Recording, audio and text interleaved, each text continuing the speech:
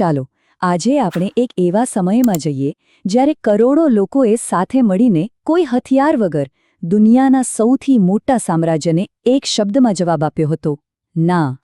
જી હા, આ વાત છે 1920થી 1922ના અસહકાર આંદોલનની, એક એવી ચળવળ જેણે ભારતીય સ્વતંત્રતા સંગ્રામનો ચહેરો જ બદલી નાખ્યો. હવે આ સવાલ સાંભળવામાં જેટલો સીધો લાગે છે એટલો જ દમદાર છે, ખરું ને? કારણ કે આખા આંદોલનનો આધાર કોઈ બોમ્બ કે બંદૂક નહોતો, પણ બસ એક નાનકડો શબ્દ હતો, અસહકાર, એટલે કે ના. તો આ કેવી રીતે શક્ય બન્યું? ફક્ત સહયોગ ન કરવાથી આટલું મોટું બ્રિટિશ રાજ કેવી રીતે હચમચી ગયું? ચાલો આની પાછળની ગજબની રણનીતિને સમજીએ. તો આ આંદોલનનું મૂળ હતું ગાંધીજીનો એકદમ સરળ પણ બહુ જ પાવરફુલ આઈડિયા. જો 1920માં એમણે એક સિમ્પલ લોજિક આપ્યું. એમણે કહ્યું કે બ્રિટિશરોનું રાજ એમની તાકાતથી નથી ચાલતું, એ તો આપણા ભારતીયોના સહયોગથી ચાલી રહ્યું છે. આપણા જ વકીલો, આપણા જ વિદ્યાર્થીઓ, આપણા જ સરકારી કર્મચારીઓ, આ બધા જ તો એમના શાસનની કરોડરજ્જુ હતા. હવે વિચારો, જો આ જ સપોર્ટ સિસ્ટમ ખેંચી લેવામાં આવે તો? બસ આ જ હતો અસહકારનો આખો ખેલ, એક બ્રહ્માસ્ત્ર. પણ સવાલ એ થાય કે આટલું મોટું આંદોલન શરૂ કરવાની જરૂર જ કેમ પડી? એ કંઈ રાતોરાત તો ઊભું નહોતું થયું. એની પાછળ તો વર્ષોથી લોકોના મનમાં દબાયેલો ગુસ્સો હતો, અન્યાયની એવી ચિનગારીઓ હતી જે હવે એક મોટી આગ બનવા માટે તૈયાર હતી. અને એ આગમાં પહેલું ઘી હોમવાનું કામ કર્યું રાવલેટ એક્ટે. આ એક એવો કાળો કાયદો હતો જેણે અંગ્રેજ સરકારને કોઈ પણ ભારતીયને કોઈ પણ કેસ વગર સીધા જ જેલમાં નાખી દેવાની છૂટ આપી દીધી. મતલબ નાગરિક તરીકેના જે મૂળભૂત અધિકારો હોય એના પર આ સીધો હુમલો હતો. અને પછી બની એ ભયાનક ઘટના જેણે આખા દેશને અંદરથી હલાવી દીધો, જલિયાનવાલા બાગ હત્યાકાંડ. અમૃતસરમાં હજારો શાંતિપ્રિય, નિઃશસ્ત્ર લોકો પર અંધાધૂંધ ગોળીઓ વરસાવવામાં આવી. આ નરસંહારે અંગ્રેજી શાસનના ન્યાય અને માનવતાના બધા જ દાવાઓને હંમેશા માટે દફનાવી દીધા. આ બળતામાં ઘી ઉમેરવાનું ત્રીજું કામ કર્યું ખિલાફત મુદ્દાએ. હવે આ એક એવો પ્રશ્ન હતો જેણે ભારતના મુસ્લિમ સમાજને અંગ્રેજ શાસન વિરુદ્ધ એકજૂટ કર્યો, અને ગાંધીજીએ આને હિન્દુ મુસ્લિમ એકતા માટે એક સુવર્ણ તક તરીકે જોઈ અને એ તકને બરાબર ઝડપી લીધી. તો આ ત્રણ મોટા કારણો ભેગા થયા: રોલેટ એક્ટ, જલિયાવાલા બાગ અને ખિલાફત. આ બધાએ મળીને લોકોના મનમાં ગુસ્સો અને અપમાનની એવી આગ લગાડી કે હવે બસ બહુ થયું. દેશ એક એવા પોઈન્ટ પર આવી ગયો હતો જ્યાં કંઈક મોટું થવું નક્કી જ હતું.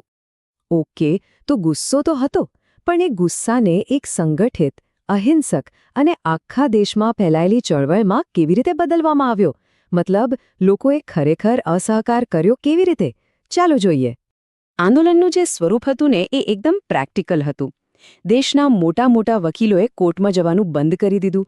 હજારો લાખો વિદ્યાર્થીઓએ સરકારી સ્કૂલ કોલેજ છોડી દીધી. શેરીએ વિદેશી કપડાની હોડીઓ થવા લાગી અને એની જગ્યાએ ચરખો આપણા સ્વાભિમાનનું પ્રતીક બની ગયો. એમ સમજો કે દરેક ઘર આઝાદીની લડાઈનું એક નાનકડું હેડક્વાર્ટર બની ગયું હતું.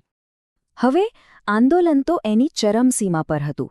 આખા દેશમાં એક અલગ જ જોશ હતો, એક જબરદસ્ત જાગૃતિ હતી. બધાને લાગતું હતું કે બસ હવે સ્વરાજ મળી જ જશે. પણ ત્યારે જ એક નાનકડા ગામમાં એક એવી ઘટના બની જેણે આખા આંદોલનનો રસ્તો જ બદલી નાખ્યો. વાત છે 1922ની. જગ્યા હતી ઉત્તર પ્રદેશનું ચૌરી ચૌરા ગામ. અહીં કંઈક એવું થયું જેણે અહિંસાના પાયા પર ઊભેલા આ આખા આંદોલનની સામે એક બહુ મોટો સવાલ ઊભો કરી દીધો. થયું એવું કે એક શાંતિપૂર્ણ સરઘસ અને પોલીસ વચ્ચે અથડામણ થઈ અને વાત વણસી ગઈ. ગુસ્સે થયેલા ટોળાએ પોલીસ સ્ટેશનને જ આગ લગાવી દીધી અને એમાં 22 પોલીસવાળા જીવતા સળગી ગયા.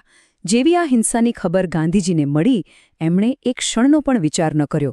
કોઈની સલાહ લીધા વગર તરત જ આટલું મોટું આંદોલન પાછું ખેંચી લેવાની જાહેરાત કરી દીધી. કેમ? કારણ કે એમના માટે સિદ્ધાંતો, અહિંસાનો સિદ્ધાંત સૌથી ઉપર હતો. હવે ગાંધીજીના આ નિર્ણયથી ઘણા લોકો, ઘણા મોટા નેતાઓ પણ નારાજ થયા. સવાલ તો થાય જ ને કે જ્યારે આંદોલન આટલું સફળ થઈ રહ્યું હતું ત્યારે એને પાછું ખેંચી લેવું એ શું એક ભૂલ હતી? શું આ આંદોલન નિષ્ફળ ગયું? કે પછી એની અસલી સફળતા કંઈક બીજી જ હતી, જે આપણને તરત ન દેખાઈ? આ બધા સવાલોનો જવાબ આ એક જ શબ્દમાં છે: લાખો. આ આંદોલનની સૌથી મોટી ઉપલબ્ધિ એ હતી કે આઝાદીની લડાઈ પહેલીવાર મોટા શહેરો અને ભણેલા ગણેલા લોકોના વર્તુળમાંથી બહાર નીકળી. ગામડાનો ખેડૂત, કારખાનાનો મજૂર, ઘરકામ કરતી સ્ત્રીઓ, કોલેજનો વિદ્યાર્થી, લાખો કરોડો સામાન્ય ભારતીયો પહેલીવાર પોતાના ઘરના ઉંબરા ઓળંગીને રાષ્ટ્રીય આંદોલનમાં જોડાયા. અને આ જ આંદોલનનો સૌથી મોટો વારસો છે. ભલે એ વખતે સ્વરાજ ન મળ્યો, પણ એણે આઝાદીની લડતને સાચા અર્થમાં એક જન આંદોલન બનાવી દીધું. લોકોના મનમાંથી અંગ્રેજી રાજનો જે ડર હતો એને હંમેશા માટે કાઢી નાખ્યો. અને આનાથી મોટી સફળતા બીજી કઈ હોઈ શકે? અને અંતે આ આખો કિસ્સો આપણને એક બહુ જ ઉમદા સવાલ પાસે લાવીને મૂકી દે છે.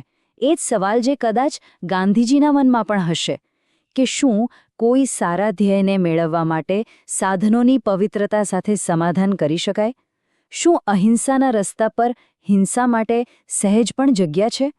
આનો જવાબ વિચારવા જેવો છે.